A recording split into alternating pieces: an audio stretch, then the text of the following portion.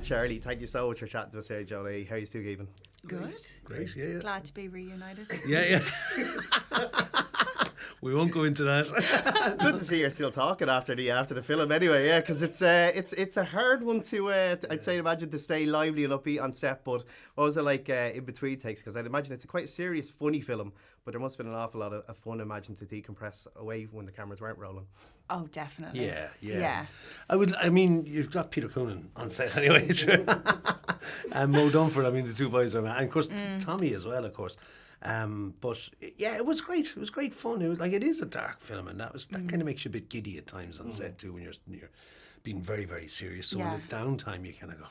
Yeah, you know what I mean. But the dialogue as well is like delicious and dark. Yeah. It's funny and it's sharp, and yeah, there was great atmosphere on set. Yeah, no, it was. Yeah, I do love. You mentioned the dialogue there. We'll start with a toughie. What was your favourite line from any Irish film? Not this one, because there's some sparkling lines in this one, but prior.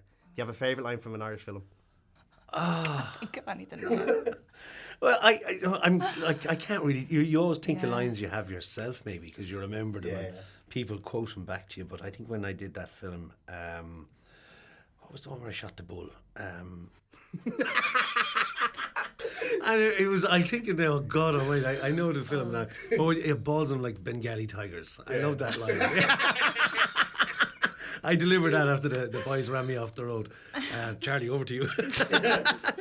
I can't think of anything now, but in Dark Lies the Island, I love what class of child can't get herself addicted to the internet. Oh yeah, that's a great line. It's brilliant. Brilliant. Yeah, so good. I love the name, I have to say, Pat. I think you now could be up there with the greatest character names in the history of Irish cinema. Danny Mannion. I mean, when you see that on script, you know it's going to deliver. It has to, yeah. It's a great character name, but that's Kevin Barry's writing is all like that, and these characters. I mean, Dog Mannion and stuff. That's a doggy. That's a brilliant name as well. Said with no irony at all. I just love it. Oh, it's as rough as BJ's. You know, that's the and dark as that, and that's what's great about it. I love that you mentioned there some of the lines, and I'm looking here because I don't want to misquote them because they're too good to get wrong. You made a pig's Mickey out of a business. The Manions have heads like a boiled ham. And that line you mentioned there as well. When you read that what was stuff, the one you said about in the trailer? Is it? Oh God, it was about the tanning one. That's a cracker. Do you remember the read through? It was just hearing everyone saying those lines, because you know you're reading it yourself and you're really kind of looking at your own lines and just trying to, and then you're just hearing the cacophony of all of this just madness around you. Like, what class of a film are we going to be It was making? a mad table read, actually. You read the table read, you sit around the table and read the script. First time the cast will meet each other, and the writers will be there, the director will be there, and it's the first time you hear a film. Even though you read it yourself, you get your own perception of it. And you're right, that was a great reading. That table read. They're normally awkward. when you see stuff like that, though, obviously every day on set is different, and some scenes in this film particularly swing from the dramatic to the laugh out loud moments. But is it like when you see lines like that, are you day to days and you're like, I can't wait to get on set and just deliver these? Was it kind of like that feeling throughout the day? Because every little scene has one little kind of, or one or two, three golden little moments like that. Yeah, it is. It's great. And scenes, you see, and when you see other cast members performing as well, because that's the great thing about actors, and they bring a life to a character in a scene. And I remember doing the scene in the, I enjoyed, and the actress's name is gone from me now, and I'm going to be shot. I have a head on me like I had a cabbage or a boiled head again. Aisling O'Sullivan. Aisling, thank you so much. She's Aisling incredible. is incredible, and her performance in when the two of us are inside in the funeral home, preparing a body, and I just laughed all day long with Aisling. It was the funniest day ever. Just the two of us were so serious, and she's so serious, and she had some great lines as well. I love the fact that it does ring true. I know it's kind of heightened sense of reality, but there is sort of an element that it is rooted in. We have a kind of a unique way of speaking Irish people that Kevin captures so well, and you see on the script.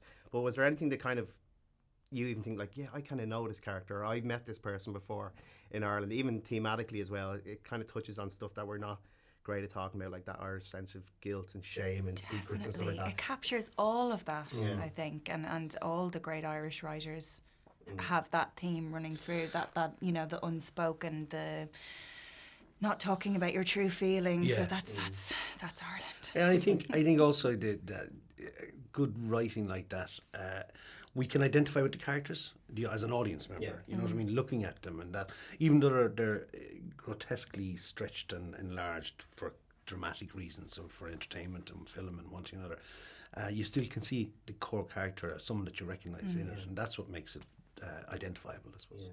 And I know the characters there. Was that fun to play Charlie? Because there's almost like 3 different sides to her, how she interacts with all the different Mannion boys. I presume, was that informed the performance? And also because it kind of starts on a somber tone. Did that change how you played it, I guess? Because you kind of, not to give too much away, but you know what sort of expected to happen. Yeah. Yeah. Well, yeah, she shapeshifts a little bit, definitely, to fit it. I was in both end of it at one stage. You really were. We're married. We can't talk about that.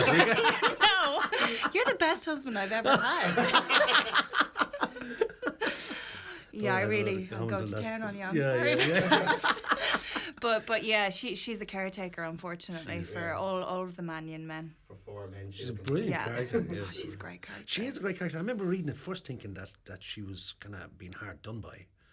And then she turns out to be very strong individual. Yeah. You know, it's a wonderful female character. It really is brilliant. And going forward, not to put you on the spot too much, Charlie, but I know Anthony said he's back filming Peaky next year. Have you heard anything about maybe bringing Jessie back? Well, we've just finished on this series, so yeah, we just have to wait and see. You think you'd love to see her back though? Hopefully. We'll see. And what's the lineup for you? Because obviously there's the temptation now of bringing back all the shows. Any potential of something like Killing a Scully, or you moved on from that? You want to do new projects? No, that's moved on a long time. Yeah. No temptation. No, there's a couple of film projects in the line for next year. It's a very exciting year for me. But I know Charlie's got a big project on as well, and you can't really talk about them until they're up and running, or depending. So yeah, it'll be probably the busiest year for me in film next year. If it all comes together. But I can't imagine any scenes when you're tied up and bondage and been asked. Don't give it away. Cut that. We try and avoid it that ourselves. That wasn't even in the script. That was just a late Something lunch. we come up with. That's just an outtake. Oh, Jans, the bonus extra on this DVD are going to be something else. 18's rated from Roscommon. I was doing an interview recently where I was talking. My first time on television was in Father Ted, and I had to drop my trousers and go, "Look at that Father!" My own dog did that to me. Doesn't it look like a face? And it was the first time I was on TV, and my dad was watching it in a hotel in Wales. He wasn't that impressed. He's definitely not going to be impressed with this movie. I don't think my parents are either. I think it's testament that you can look each other in the eye and you're still friendly terms after something like that. It's in our contract. Congrats to the film, guys. You were both great, and I think everyone's gonna love it when it comes out. Except me, Dad. Thanks. Tell you what you do, so Martin. Go out and ring Sky breaking news and tell them the shock developments in. Martin Mannion of Dromore is after making a pig's Mickey of another business.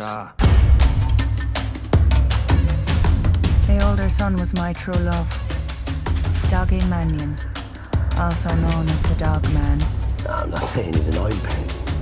But Jesus God, Rachel, when you're hammering around the place in a size 22 of a dress size, it's not going to be George Clooney landing in the door gin or wafting espresso off. The lease is here for you. Ready for signing. After buying chipper. Still doing the twofers over Monday. A what? 2 snack battles for the price of one. All you do is go around town following your lad. Says he, and he took up with me brother's missus. Leave it. And everything just went phenomenally fucking mental. You must be the only agent in the Northwest region that couldn't make a go of a fucking tan shop. And the cunts out there screaming for a bit of colour in their faces.